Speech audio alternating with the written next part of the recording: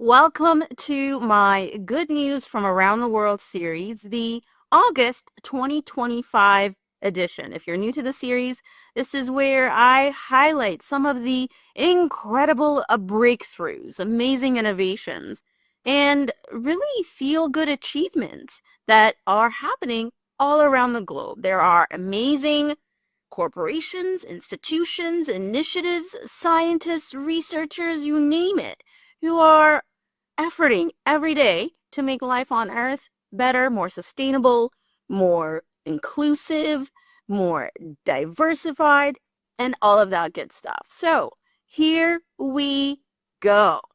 In my first good news, in a breakthrough for astrobiology, researchers successfully synthesized methanetetrol, a wildly unstable and previously elusive compound thought to be a key ingredient in the chemical evolution of life. The molecule was created in a lab under simulated space conditions by freezing water and carbon dioxide ices to near absolute zero and exposing them to cosmic-like ray-like radiation. This prebiotic concentrate contains 4 hydroxyl groups attached to a single carbon atom and could lead to more complex chemistry if given the opportunity. So why is this good news? Firstly, successfully creating this unstable prebiotic molecule under space-like conditions provides concrete evidence for how the building blocks of life could form naturally in the cosmos. Secondly, the breakthrough demonstrates that scientists can now recreate and study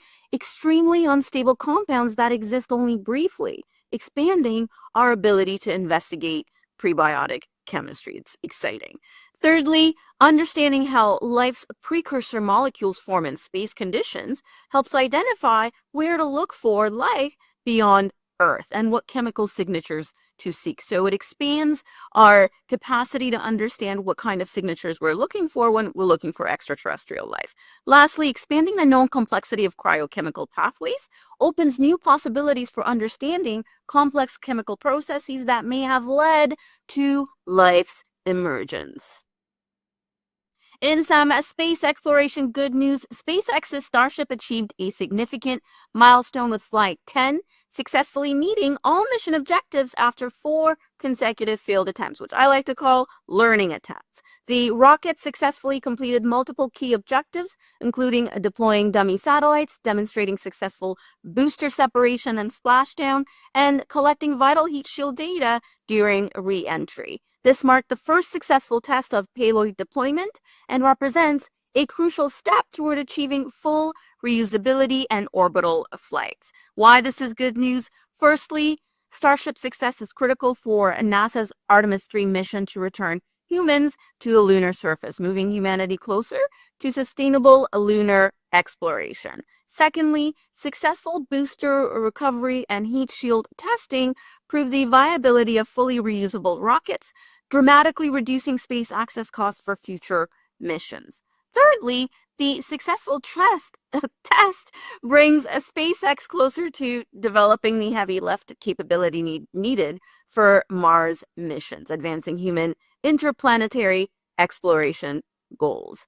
Lastly, successful payload deployment demonstrates Starship's potential for commercial satellite launches and space infrastructure development. So all in all, good for progress in our capacity to explore the space around us. In some eco-innovation corporate good news, Canadian Solar launched its next-generation low-carbon modules, setting a new industry benchmark for sustainable solar manufacturing. The new modules have one of the lowest carbon footprints among all silicone-based solar modules worldwide, with deliveries beginning in August 2025. Why is this good news? Clean energy gets cleaner. Reducing the carbon footprint of solar panel manufacturing makes renewable energy even more environmentally beneficial throughout its entire life cycle. Secondly, setting new benchmarks for low carbon manufacturing accelerates industry-wide decarbonization through competitive innovation and new LCA benchmarks. So raise those bars.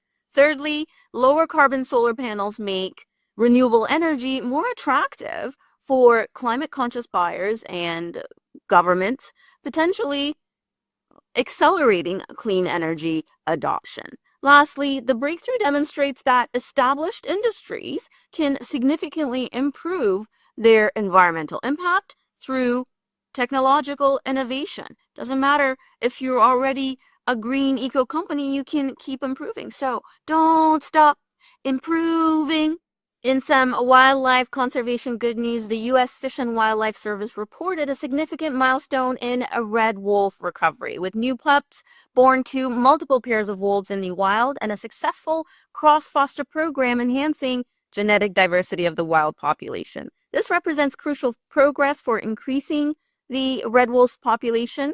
Recovery goals focus on establishing and maintaining multiple genetically diverse wild populations across suitable habitats, with a long-term target of a stable, larger wild population. So why this is good news? The ongoing successful breeding of red wolves represents hope for protecting this beautiful and unique species. Secondly, the cross-foster program addresses the critical challenge of inbreeding in small populations, improving long-term survival chances of this beautiful mammal. Thirdly, red wolves play a crucial role in controlling prey populations and maintaining ecological balance in southeastern U.S. ecosystems. And lastly, successful red wolf recovery like this validates that intensive management methods, both in their natural habitats and in controlled settings to increase the numbers of endangered species, works. And this provides hope for other conservation efforts for other mammals. A new rewilding project in Spain is introducing Przewalski horses to sparsely populated regions to help mitigate wildfires. These beautiful semi-wild horses help manage vegetation naturally while boosting the local economy through ecotourism and conservation jobs. Why this is good news? Using horses for vegetation management provides a natural, sustainable, low-maintenance approach to reducing wildfire risk without chemical treatments or intensive machinery. Secondly, the rewilding project creates new economic opportunities in rural areas through conservation jobs, research positions, and ecotourism activities. Thirdly, this initiative expands the global conservation of Przewalski horses and validates their natural preventative role for things like wildfires.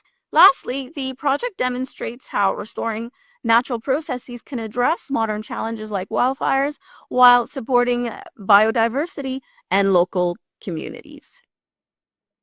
In some tech news, a major phase of the EU Artificial Intelligence Act was implemented in August, bringing concrete obligations for providers of general purpose AI models. The new rules require transparency and training data disclosure, compliance with copyright and security standards, and establish enforcement mechanisms with penalties up to 35 million euros or 7% of global annual turnover for serious violations. Why this is good news? Firstly, requiring disclosure of training data addresses copyright concerns and enables better understanding of AI system capabilities and limitations. Secondly, the EU's comprehensive artificial intelligence governance framework provides a model for other regions promoting responsible artificial intelligence development worldwide. Thirdly, copyright compliance requirements and transparency measures protect both artificial intelligence users as well as content creators whose work may be used in training data. And lastly, the regulations establish clear frameworks that ensure responsible innovation by clarifying legal and ethical boundaries. When it comes to our technological space, these are valuable measures to ensure that the rights of individuals, content creators, but platform users are all protected, their privacy rights as well as their creative and intellectual property rights. So there you have it, just some of the highlights of what went right around the globe in August of 2025. These were just a few of the highlights of the innovations, the breakthroughs, the improvements, the enhancements, the collaborations that brought about really great results in different sectors on the planet. And here's your invitation to notice and give your attention to, get your focus to shift your attention toward some of the things that went right in your own community. What's working well in your own community? What's going right? Who's contributing to your local community environment in a positive way? What's enhanced? What's improved? What's gotten better? What's gotten more convenient? What's gotten more accessible? And all of that good stuff. Here's your invitation to focus on the good. Hey, thanks for tuning into my YouTube channel. To stay notified on when new videos on manifestation, consciousness expansion, and more are available, hit that subscribe button and you'll get notified.